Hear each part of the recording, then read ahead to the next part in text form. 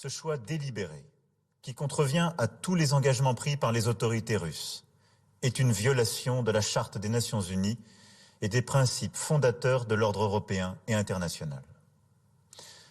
Dans cette épreuve, la France se tient aux côtés de l'Ukraine. Je veux saluer le courage et la détermination du président ukrainien, des autorités et du peuple ukrainien. Leur liberté est la nôtre.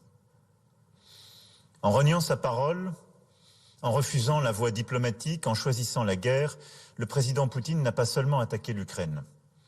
Il a décidé de bafouer la souveraineté de l'Ukraine. Il a décidé de porter l'atteinte la plus grave à la paix, à la stabilité dans notre Europe depuis des décennies. Nous avions anticipé ensemble cette crise en menant un dialogue exigeant.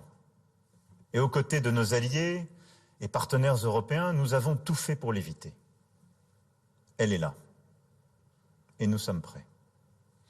À cet acte de guerre, nous répondrons sans faiblesse, avec sang-froid, détermination et unité. Nous prendrons des décisions lors du G7 cet après-midi, du Conseil européen qui se tiendra ce soir à Bruxelles et du sommet de l'OTAN qui se tiendra dans les prochaines heures. Nous demanderons à la Russie de rendre des comptes au Conseil de sécurité des Nations Unies et tâcherons de bâtir l'unité internationale. Les sanctions portées à la Russie seront à la hauteur de l'agression dont elle se rend coupable. Sur le plan militaire et économique, autant que dans le domaine de l'énergie, nous serons sans faiblesse.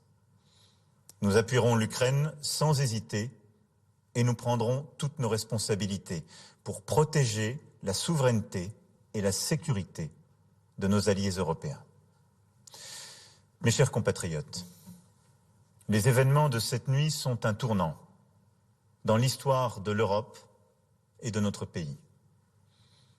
Ils auront des conséquences durables, profondes sur nos vies.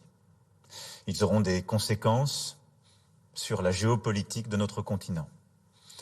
Et nous saurons ensemble y répondre. Je veux vous dire ma détermination à vous protéger sans relâche. Protéger nos compatriotes exposés en Ukraine, protéger tous les Français et prendre les décisions qui s'imposeront quant aux conséquences directes et indirectes de cette crise. En ces heures troubles, où renaissent les fantômes du passé et où les manipulations seront nombreuses, ne cédons rien de notre unité. Unité autour de nos principes de liberté, de souveraineté et de démocratie. Ces principes nous ont fait et continuent de nous tenir ensemble. Un message de ma part sera prononcé demain au Parlement et je reviendrai vers vous dans les heures qui viennent afin de vous tenir informés de l'évolution de la situation et des décisions que je serai amené à prendre. Vive la République et vive la France.